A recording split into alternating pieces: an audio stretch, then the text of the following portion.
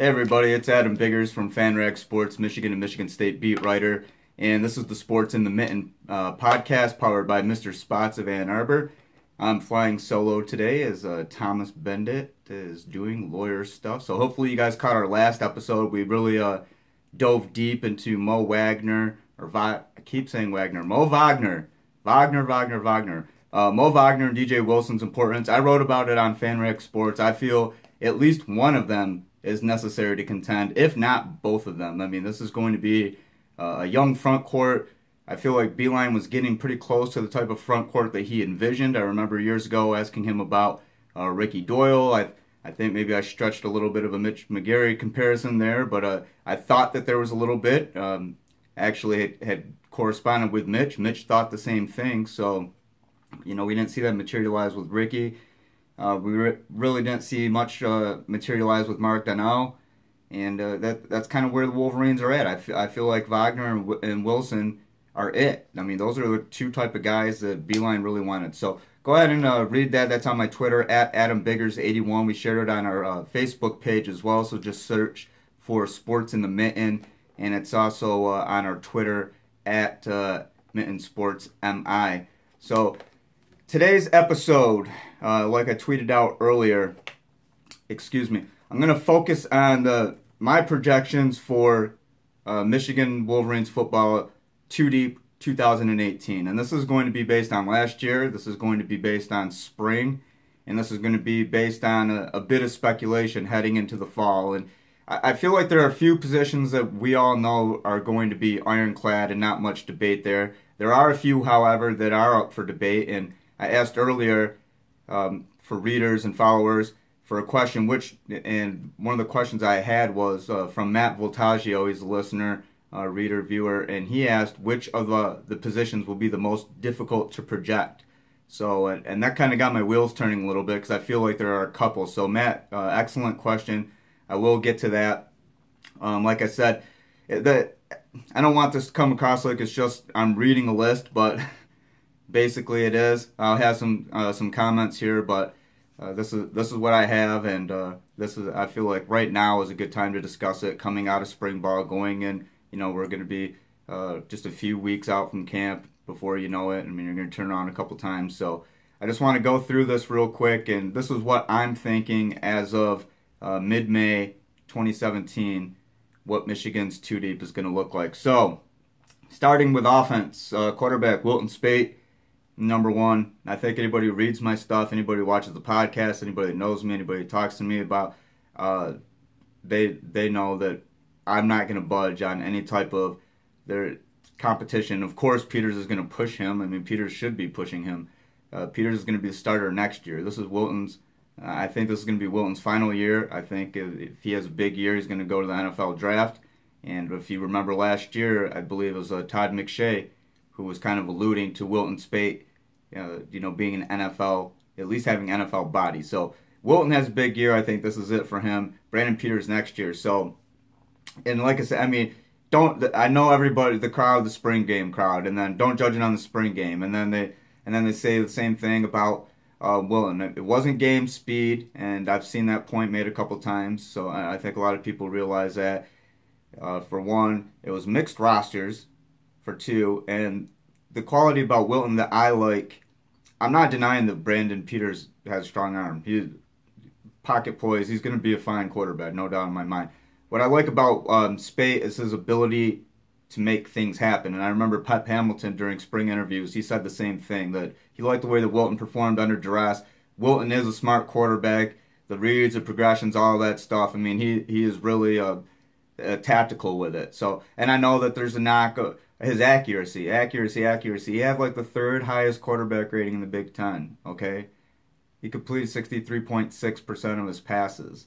I don't think there's an accuracy problem. I think that there was a timing problem on some of them, and I think that there were a couple plays that he just couldn't make. I think that there were a couple times he underthrew and overthrew receivers. Yeah, and that does factor into accuracy, but to say that he's not an accurate quarterback is not accurate. I think there are some throws that he needs to work on. So if there's a knock, maybe deep ball accuracy, I'll listen to that. Anyway, Running back, Chris Evans. I'm going three deep here because I think Michigan's got a fantastic trio in the making with running back. And starting with Chris Evans, then Karan Higdon and Kareem Walker. I would not be surprised if one of these guys leapfrogs one or the other. I really wouldn't. I mean, I like Chris right now based on what we've seen. He has the bigger body of work. Karan, quick, but I mean, with Chris, 7 yards a carry last year. Like 614 or 641 yards, something like that. I'm flipping numbers there, but there's a lot to like about Chris. With Karan as well, Karan is such a speedster pinball. I think I like Karan's ability to get low. I feel like he's got that low speed and he's very elusive. I think the issue with Chris Evans, at least from what I could see, is that he gets tackled at the hips a lot, and I don't know if he's necessarily got the strength to shake off the tacklers. I think Karan might just be able to get lower than the tackler.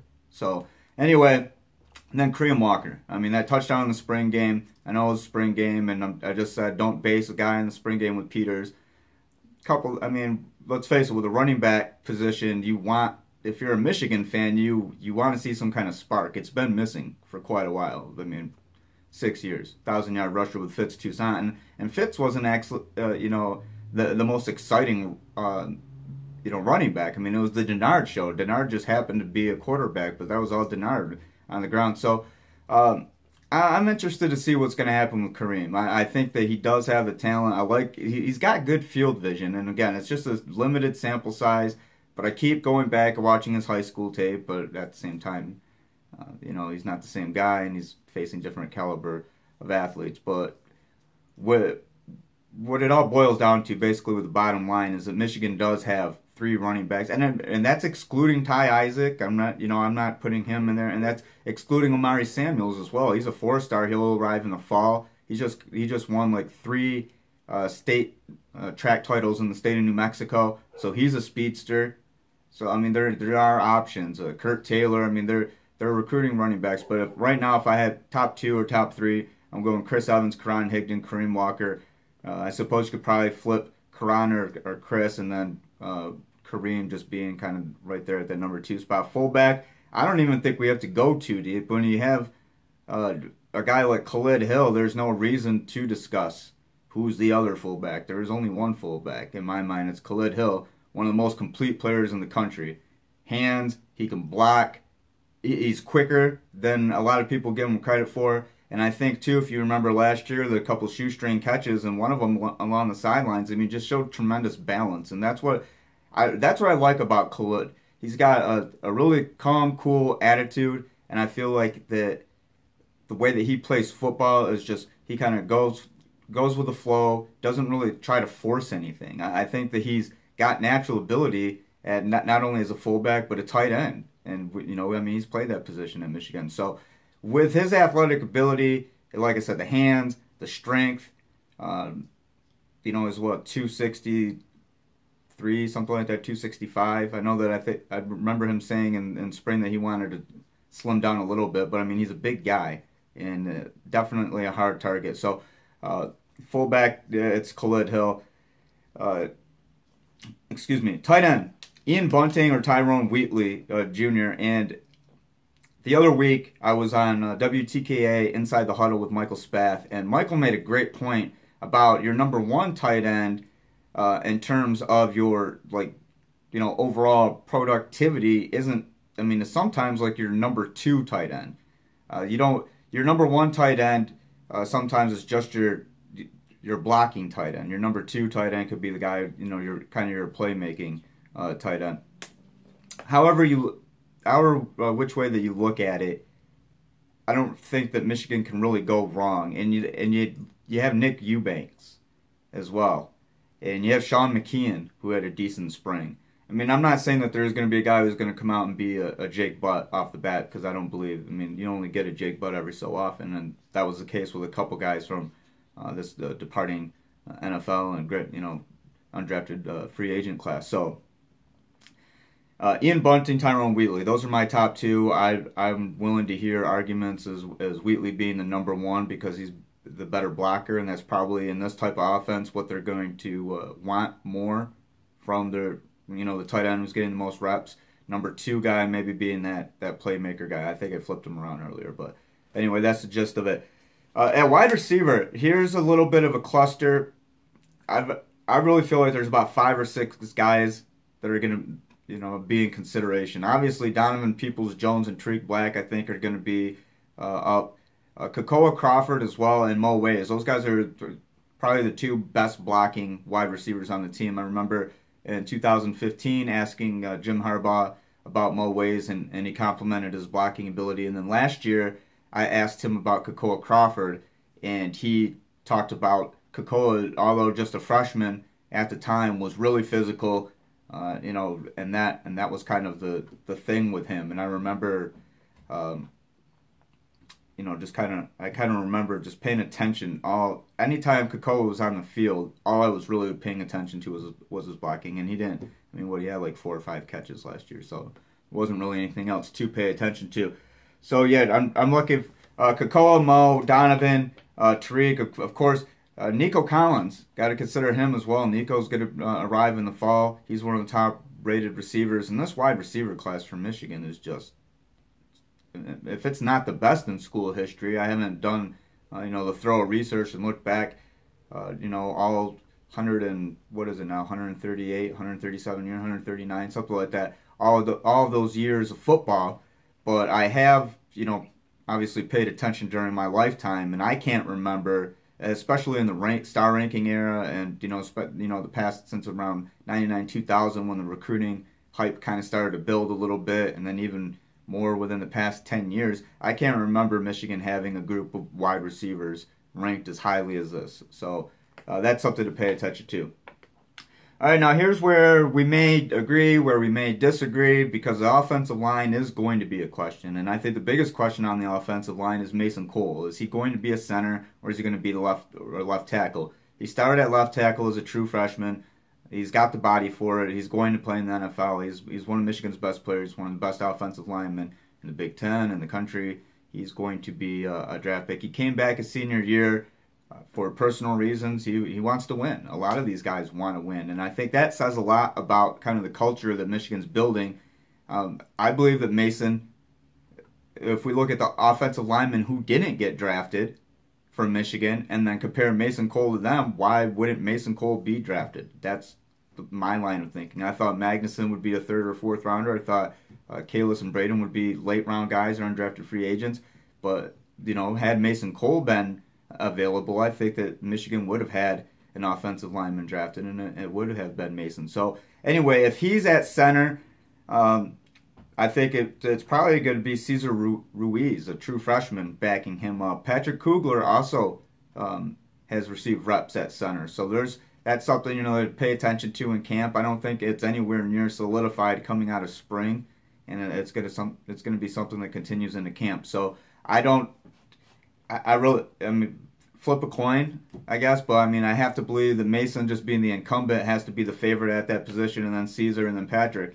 Right guard, Michael Onwenu, only because I feel like Michael's been pretty clear that he wants to be the right guard. I mean, people talk about other positions and movement and all this other stuff, and the position that keeps coming up, and this position that Michael mentions himself is right guard. So I'm putting him at right guard. I think John Runyon might be a backup there too, because I think John is going to be a guy that's on the right side. So if he's not backing up Mike Onwenu at right guard, possibly starting at right tackle, but I think it's going to be Juwan Bushell-Beatty and then John Runyon. So right there real quick again, and then I didn't even do left tackle or left guard. Left tackle, excuse me, Ben Bredesen. It's not Ben, it's Mason. Left guard, Patrick Kugler. And if it's not Patrick, it's Ben Bredesen. So right there you have kind of, I think those are the guys right there. Again, starting left tackle, Bredesen. Left guard, Patrick Kugler. Mason Cole at center. Mike Onwenu at right guard. Juwan Bushell-Beatty at right tackle. And then coming back the other way, backing up Juwan would be John Runyon Jr. Backing up Mike Onwenu could be John Runyon Jr. Backing up Mason Cole, Cesar Ruiz or Patrick Kugler at center. And if Patrick's not starting at left guard, again, like I said, Ben Bredesen. And I wouldn't be surprised if coming into August if there's maybe a couple other names that are going to be mentioned in there too. So again, this is basing this off last year. I'm basing this off spring. So keep that in mind. Defensively, well, this defensive line lost some talent, right? I mean, Taco, Ryan Glasgow, Matt Godin, Chris Wormley, those guys are no longer with the program. But I do think Brian Monet is going to do a hell of a job as a nose tackle. I think that Michael Dwumfor might be his backup. And at defensive end, Rashawn Gary and Carlo Kemp. And as far as I only want nose tackle, defensive end, defensive tackle because I included a Viper in this defense. So there's only 3. So I mean, maybe Carlo's the other defensive end. People have been talking pretty highly of him. Matt Godin told me when we sat down a couple weeks ago down in Ann Arbor at Mr. Spots to eat and talk some football, and that's also on my YouTube page. So check that out. But Matt told me that they refer to Carlo as Mini Wormley. So if you got a guy who is being called Mini Wormley, you have to be excited, I think, if you're a teammate, if you're a fan, if you're a coach, because Chris Wormley is one of the best defensive linemen to come through Michigan. So right there, and then defensive tackle Mo Hurst, and then maybe Aubrey Solomon in there again. So let me go back. I know I probably confused you guys there. Nose tackle Brian Monet or Michael Dwumfor. Defensive ends Rashawn Gary and Carlo Kemp. Another tackle Mo Hurst, and then Aubrey Solomon who arrives this fall. Linebacker Noah Furbush at the Sam, Devin Bush, Mike McCray in the middle. Josh Metellus or Cleek Hudson at Viper. And then I think that Devin Gill will be in there as a guy in the 2 deep. I think Josh Uche is going to be a guy in there in the 2 deep as well. And then I think Cleek Hudson, because he's getting mentioned at Viper, maybe even mentioned at strong safety, and then depends, like a rover linebacker. So in that light, and I think you have to think of Kalik in that light, and I think that you have to think of Josh Metellus in that light too. And then cornerbacks, David Long, and then his backup, I think Brandon Watson will be a backup. Lavert Hill, I think will start, and then maybe, I don't know who else will be there. And of note, who's joining, I guess it's not a complete 2 deep. I threw Brandon Watson in there too, just interchange, because I guess I was being lazy. So, but worth noting, and I'm going to write about this for FanRag Sports, Drake Harris, he was former wide receiver, and if you guys remember, he was committed to play basketball at Michigan State. Then he wanted to play football, so he committed to Michigan, and things haven't really panned out for him. And is this position change going to help? I don't know. Michigan's pretty deep at corner, and you have to. I mean, you have to consider too, like Ambry Thomas. He's an early enrolled. They were talking about him. Benjamin St. Juste. I like Benjamin. I think Benjamin. I tabbed him as a guy to watch in spring. He doesn't have a ton of football experience. He's very athletic, and Jamarick Woods too. But I think Jamarick is probably. He's probably going to be a safety. It sounds like. I mean, I think that's what he was coming in, and he can hit. So. Possibly, pencil him in as a safety behind Tyree Cannell. So, again, these are, post-spring, early. This is mid-May projections. They probably will change. Finally, kicker, Quinn Nordine. I don't think there's any debate there. Ryan Tice is his backup. Quinn Nordine's 48-yarder during the spring game would have been good, probably from like 53 or 54. So he does have strong leg, and that's reassuring for the special teams, especially after the loss of Kenny Allen. Will Hart handled all the punting duties in the spring game, so my best bet, my logic says, go with Will Hart on that. So again, that was my Michigan 2 deep. I apologize if you have to rewind it and watch it. I tried to be as clear as I could, but I'm going to be writing about this, and actually a lot of this, the 2 deep is going to show up in the Lindy's magazine National Preview Edition. So again, thanks to Lindy's for giving me that opportunity. I'm happy to do it for FanRag. So it's pretty cool that we got to be a part of that. So the 2 deep will be in there. If you have any questions or concerns, you don't agree with any of my picks, you agree with my picks, tweet at me at AdamBiggers81. You could tweet at the podcast. That's at Mitten Sports MI. You can find us on Facebook. Just search Sports in the Mitten. You can find FanRag U on Facebook. Follow FanRag U on Twitter at FanRag_U and FanRagSports.com. All one big family there. And thanks again for watching. I'm Adam, and on behalf of Thomas, he will join me next time. We'll talk to you soon. Thanks again.